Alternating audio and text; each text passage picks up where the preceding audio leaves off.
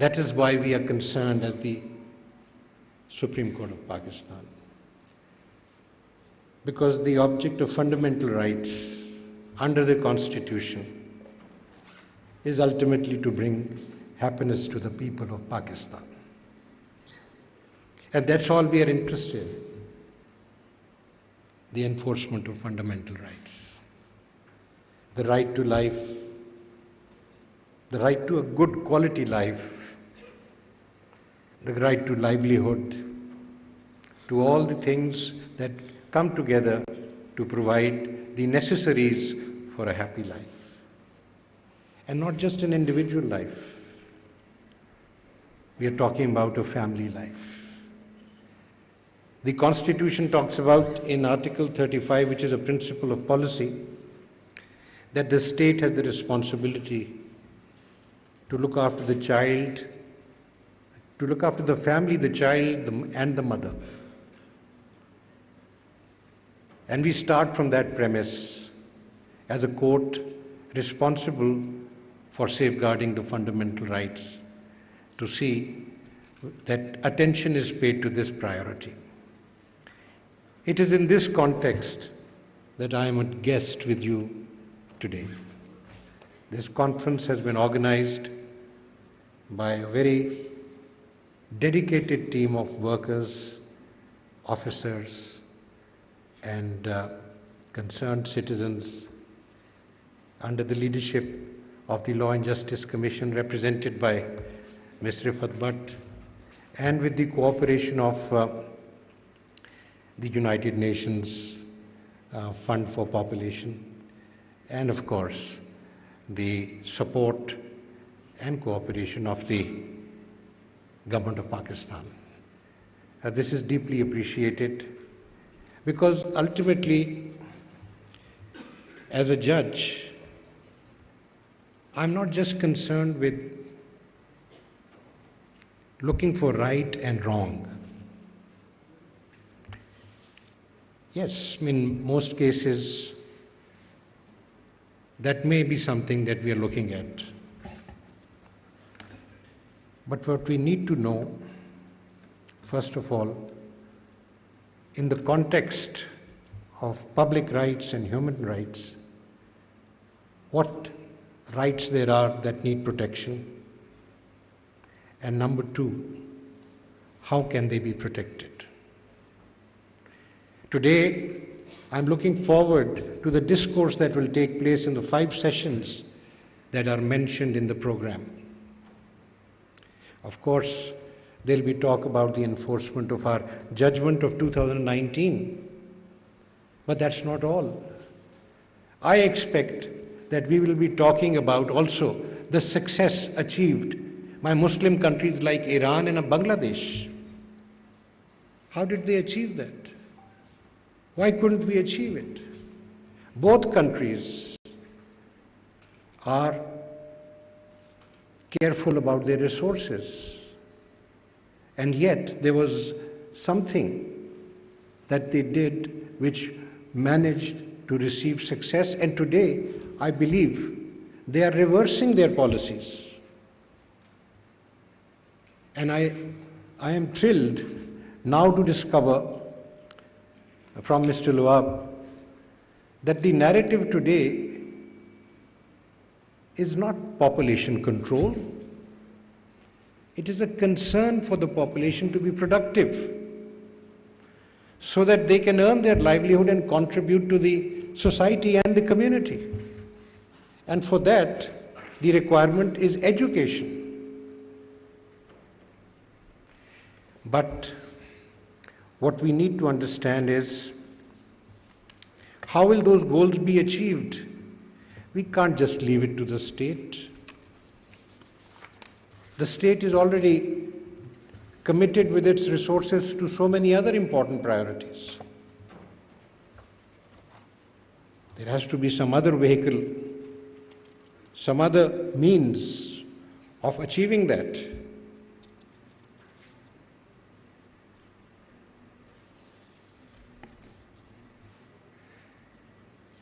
I would submit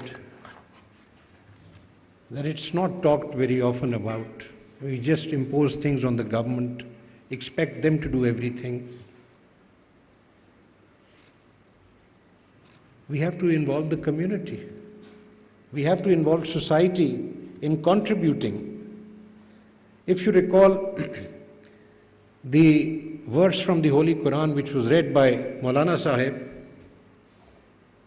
it talks about a Muslim's fondness for his wealth and money. It acknowledges that, but it says you must contribute for the poor, for the needy, for those who need help. And above all, in fact, right at the beginning, your relatives. Islam strengthens the bond of the family. We need to reawaken those values. We have become concerned about individualism, about ourselves only. Only a generation ago, all of us, or most of us would remember, that our elders were either supporting or were supported by relatives to get educated. I can say that for my elders. And that was the way forward. What has happened today? But all that I'm trying to emphasize is that when we bring in people into the matrix that will be interacting with society and giving them education, giving them skill-based education, empowering them, it will be then that we will see the fruits in other forms, which is managed families, spacing, choices being exercised, women being respected. That is the process that will take place. It is not for the law to enforce that. And this is not a legal forum also. Yes, if there are solutions before us which are in black and white, we can evaluate their relevance or their propriety or their sufficiency for addressing an issue of rights or for enforcement of rights. But we cannot devise these solutions. It will be people like yourselves who will have to come forward. The time today requires the people of Pakistan to come forward and solve and to offer solutions to the state. If you remember, you will not remember because I don't expect any one of you to have been around in 1947, but we have all read that in 1947, when this country was formed, it had no finances. The partition of India had resulted in no finances being given to us. And do you know who funded the country? It was all private funds. And within 4 years, I read that Pakistan was giving a loan to Germany. In 1971, I read somewhere that Pakistan gave a loan to China. Why? How was it accomplished? It was accomplished because the people of Pakistan felt responsible. Do you know that there was a time when simplicity and thrift were respected? Today, we take pride in extravagance. Our elite leads us in that direction. I think the first step towards contributing to a cause is to become simple yourself. Your personal simplicity generates the surplus to contribute to that cause. We need community service, community involvement, and that's how, through a public-private partnership, I think, in my humble estimation, the issues can be tackled, we must bring in education, and particularly vocational training and skill-based education. In my youth, I remember when we traveled from Lahore to Peshawar, there were at least 24 vocational training centers on the highway. Today we see none. Where have they gone? You see, these are things we must go back to, the simple solutions. And our lives and our requirements and needs must be simplified. I don't want to give examples of where, as a citizen, I feel waste is taking place, because that is unnecessary. It's an attitude we must adopt. And I think that during the course of today and tomorrow, inshallah, we will find suggestions that will be useful. These are suggestions, as far as I'm concerned, which will occupy my mind and generate ideas on how I have to protect rights of the people who come to us. If we have one job, and for that there are 1,000 applicants. And do you know, litigation comes up right up to the Supreme Court for how those jobs are to be assigned or allocated or given to applicants. That we have to overcome. We have to create opportunities, we have to create talent and skill so that our population not only provides the services required in Pakistan, but also answers the requirements of jobs abroad. To say that we should reduce our population because it's a strain on resources is wrong. In the 70s, I remember, there was a new initiative. I was a young boy then, but I would read about it, a new initiative for labor to be exported to the Middle East. And that labor was contributing funds to its family, and they were able to run businesses, and they were able to grow and so forth.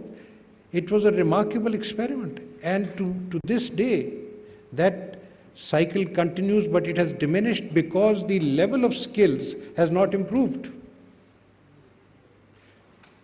I may be getting rather extensive in my submissions. I want to thank you all for being present with us. I welcome this opportunity because I will be learning from here. Judges need to interact with ideas. We need to understand what are the needs of people and what are the needs of society, and what they are thinking, what the people are thinking, what our intellectuals are thinking. I look forward to a wonderful discourse. And at the end, I thank the Law and Justice Commission, supervised by the fantastic 3-member committee of judges who showed us their managerial and administrative skill. It's very impressive. I congratulate them. I thank also the kind of interest which the UN FPA has taken in this event, and in any case the subject of population concern in Pakistan. The government of Pakistan has been helpful as always, which is also appreciated. Thank you very much.